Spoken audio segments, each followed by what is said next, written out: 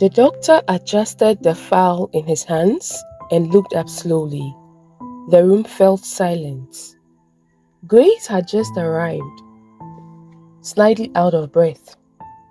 Antiqua stood beside her, one hand pressed against her chest, whispering quiet prayers.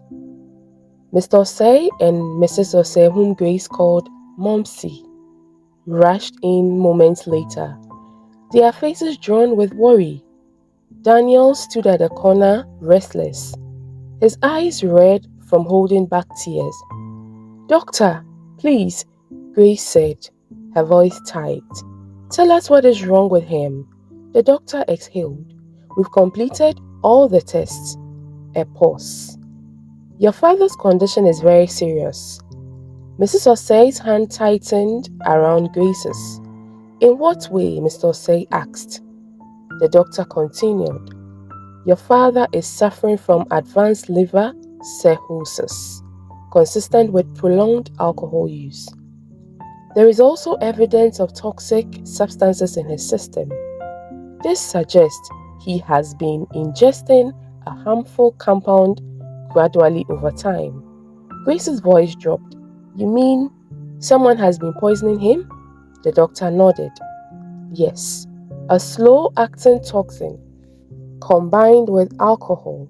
It has caused toxic hepatitis. His liver is under severe stress." A faint cry escaped Mrs. Osei. Daniel wiped his face quickly.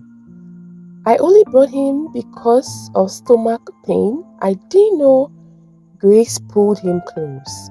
"You did well, Dan. You saved him." "He fainted during the test," the doctor added.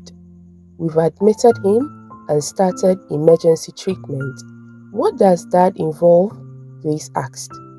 "IV fluids, detoxification, liver support medication, and close monitoring.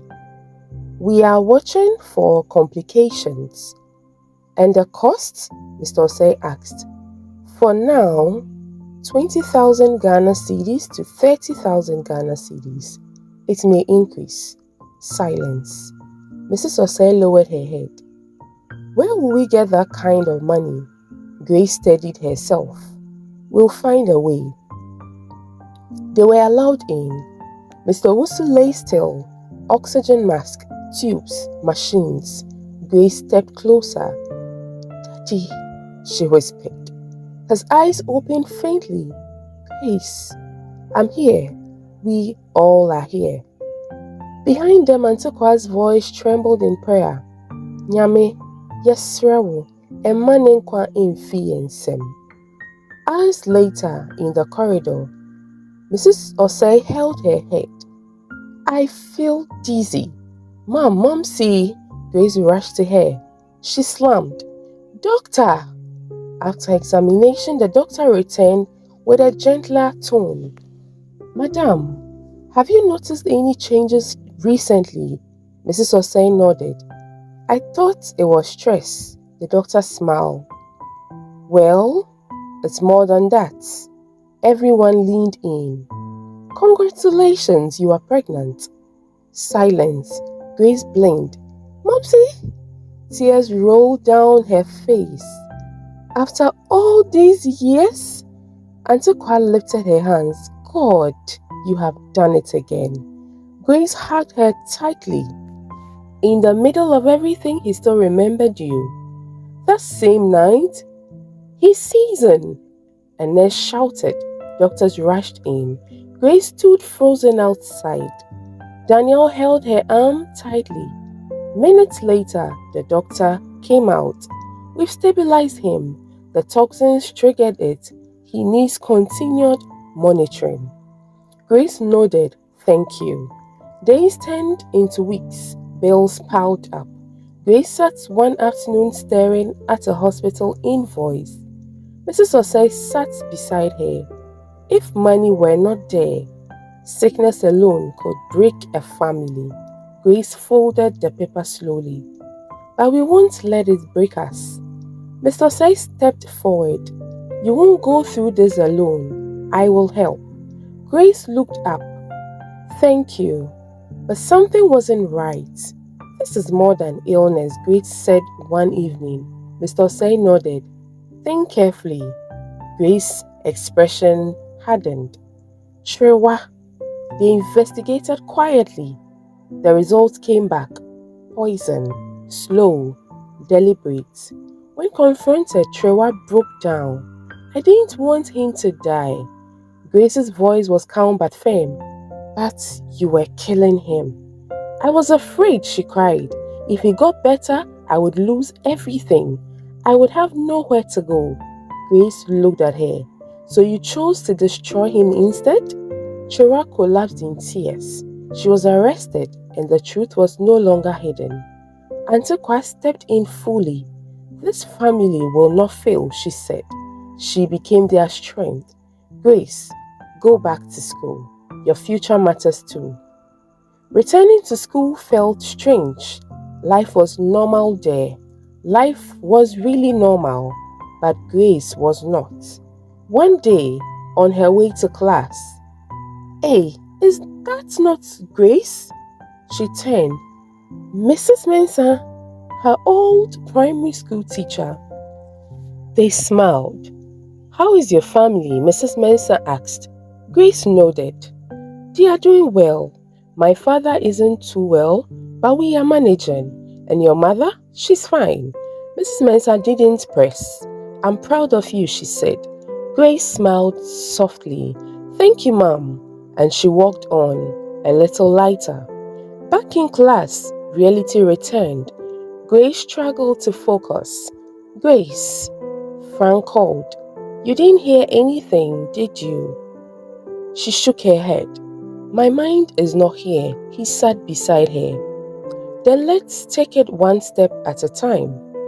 They began studying together, slowly, patiently. One afternoon, she closed her books. "I'm tired." Frank nodded.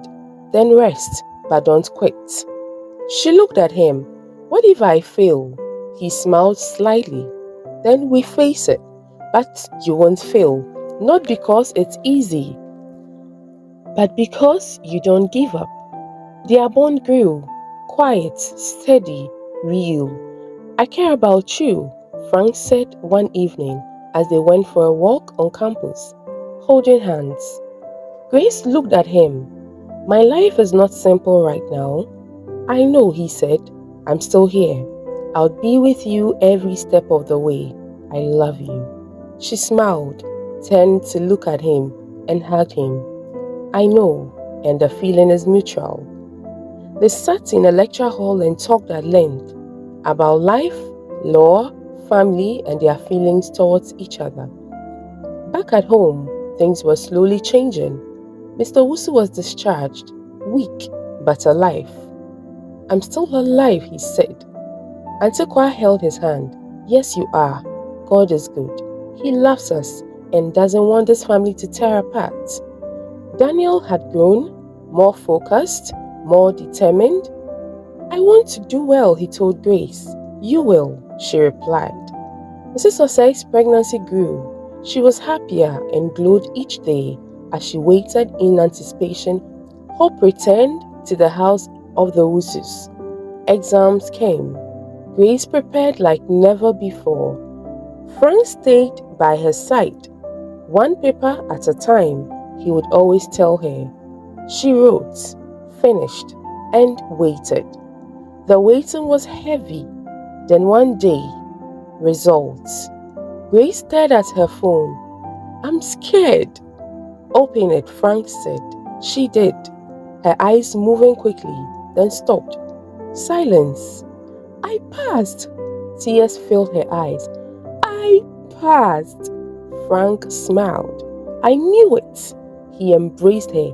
He had already graduated and was preparing for the next phase of his law studies. Months later, graduation came. Not rushed, earned. Grace stood in her gown. Her family sat proudly. Her father alive, Mrs. Osei glowing, Daniel strong, Antiqua fulfilled, Frank beside her, all in one beautiful picture. Grace looked around, beaming with smiles. she was the happiest. The good book said it all. James chapter 1 verse 12. Blessed is the man that endureth temptation, for when he is tried, he shall receive the crown of life.